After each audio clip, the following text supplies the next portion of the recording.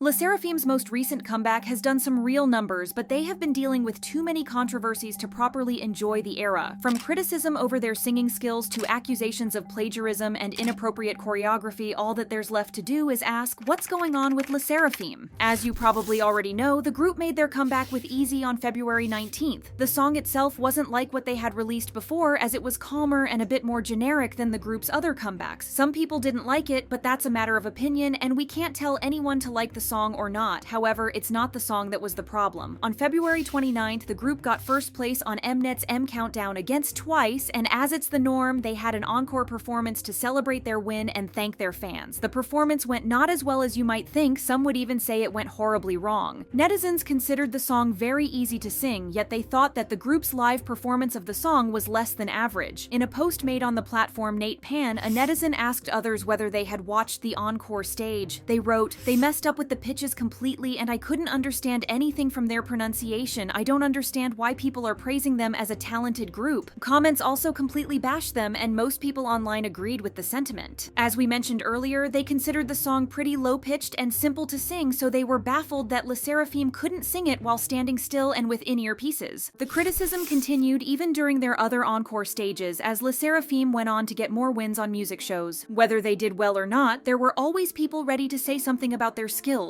The infamous performance of Easy also started a big discussion amongst K-pop fans on how important vocal skills should be for idols and whether they deserve the criticism they get for not delivering a decent live vocal performance. A few people argued that the encore stage wasn't bad enough for this discussion to be started in the first place. They also said that the group has been delivering other good live performances, so they shouldn't be judged on one bad one. As for the non-stop criticism they received, a netizen remarked that there's not a lot of fourth-generation groups who have strong vocals, so they felt like it was a bit targeted for only SSERAFIM to get criticism for it. But it's difficult to accept this argument. If you are a singer, be it an idol singer or a classical musician, you should be able to perform your songs well. At the end of the day, that's your music and you are getting paid to sing and perform. So based on this, most people believe it's fine to criticize idols because being a singer and performer is their job. They claimed that because they get paid to sing and perform well and have been trained to do so for years, they deserve criticism and feedback just like anyone else who doesn't perform well in their work. Sakura was mostly brought up in this discussion as she has been an idol for 13 years. They argued that she hasn't improved in the slightest and wasn't making any attempt to fix her flaws. A Twitter user wrote, "The fact that Sakura has been active in the industry since 2011 and she hasn't improved her vocal even though she has the sources, the money, the opportunity tells. While everyone can have their opinions on how the girls did, sometimes K-pop stans blur the lines between harassment and constructive criticism, which is why fans aren't too far off when they ask others to be kinder to idols." Unfortunately for the members, this wouldn't be the only problem that they would face during the Easy era. One of them had to do with the outfits that Yoonjin wore during the album showcase and one of the trailers for the comeback. In said trailer video, Yoonjin is seen confidently walking through Seoul's Jongno Nakwon shopping arcade at night while wearing a white bra top, gray underwear, and a long padded jacket. The no pants look has become quite popular recently, and influencers such as Kendall Jenner and groups like Sistar19 and Idol have been seen embracing this trend. However, when Yoonjin did it, everyone seemed to have lost their minds. Parents especially were convinced that their children were all going to go out in their underwear after seeing K-pop idols do it. One went as far as to call the idols that follow this trend as exhibitionist and accuse them of trying to get people's attention. This is a pretty wild argument though, as idols aren't exactly there to parent anyone's kids. It's the parents' duty to tell their kids what they should or shouldn't do. A commenter put it best as they said, "Stage outfits aren't the same as street clothes. If you can't explain that to your child, then you have more issues to deal with. People really expect for everybody but themselves to raise their kids." On the other hand, the idols and their agencies should carefully think about what image they're presenting, because it's true that the vast majority of fans are underage. Yoonjin got into another controversy over her outfit during the album's showcase, as she was seen wearing a crop top, an unbuttoned white shirt, and a pair of shorts which were zipped down and revealed a pair of boxers underneath. Comments from netizens made it obvious that the outfit choice had them clutching their pearls as they said, "This is too much, I bet that she hates it too. And can they tone it down? She wasn't even wearing that in their MV." Once again, this wasn't the only time that the girls' outfits came under fire. Some people have an issue with the clothes the company is giving Yoonchae for promotions. Again, this is unfortunately not an issue that has just surfaced recently. In general, Yoonchae is given shorts, mini skirts, and short dresses for performances, which fans have complained about for a while now. Of course, it's okay that teens wear clothes that they like, but it's very sinister that grown people think that it's okay for a minor to wear clothes that are short and tight, especially knowing knowing that she's going to be performing. A netizen said it best as they commented, "I think minors in the entertainment industry should be dressed more conservatively because they're in the public eye and more prone to exploitation even if their peers elsewhere dress exactly like that." For example, during a No Return Into the Unknown performance, Eunchae wore a short, tight dress with a tulle at the back, and her outfit was paired with knee-high lace socks and Mary Janes. The dress doesn't look all that comfortable to perform in, as it rides up multiple times during the performance. In another gif that went viral for all the wrong reasons, Eunchae is wearing a matching tube top and a mini skirt that is way too tight and short for someone her age. But let's talk about their most controversial song to date, Smart. The song itself went viral on TikTok and Twitter due to its choreography, but there were other aspects of it that didn't sit well with people. One of them was the song itself. When netizens first heard the song through a performance at the album showcase, many said that it resembled a couple of songs like Water by Tyla, Woman by Doja Cat, and Calm Down by Rema and Selena Gomez. It was said that even the choreo resembled that of Water, which led to accusations of plagiarism. Some people even claimed that they sang the song with a different accent to imitate Tyla's, adding more fire to the situation, and led to people saying that the girls were appropriating Black culture. What made matters even worse for the girls is that Tyla herself posted a tweet of a Pink Pantheress gif in which she looks very confused. While she didn't exactly say what the gif was in relation to, many people linked it to SSERAFIM due to the timing. As the problem escalated, the group's fans defended them by suggesting that while there were clear Afrobeat influences, it was a stretch to claim the song was a copy of Water. They also criticized other Twitter users for using Tyla to hate on SSERAFIM and the song. As Tyla's tweet blew up, she went on to explain that she had no strange feelings, expressing continuous love for all the girls, which somewhat eased the situation. But the plagiarism wasn't even the deepest issue, and the allegations of cultural appropriation got worse when the music video for the song came out. The music video for Smart has the members dancing to the song in a big empty warehouse with large art pieces hanging on the walls and ceiling. While people loved the concept and thought that it was great that the company was showing appreciation to the people the song was influenced by, others thought that the concept, vibes, and set details of the music video might be seen as appropriating Black culture. But this was such a stretch that many people completely disregarded it. It seemed like everyone was just trying to find something to complain about when it came to SSERAFIM. The music video also brought attention to the dance moves because people thought they were inappropriate for 17-year-old Eunchae. SSERAFIM's choreographies have come under fire ever since the girls debuted. In the Fearless music video, there's a scene where all of the members are laying down on the floor and moving their body up and down to the rhythm. If the members were all adults, nobody would have batted an eye, but at the time this song was released, Eunchae was 15 and Garam was 16. Once people raised concerns though, Source Music changed the choreography and cut this part out, so people assumed that they had noticed that the dance move in question shouldn't be performed by minors. The same concern was raised during the Unforgiven era, when the choreo of the song included a very improper move to be performed by Eunchae. Another example of this is the choreography for Smart. Again, the choreography would be more than fine if the members were all of legal age, but that's not the case at all. It's very questionable how Eunchae is either in the center or near the center when these risky moves are done. All in all, it seems like SSERAFIM are going through a rough patch, and it's going to be interesting to see what approach they're going to take for their next comeback.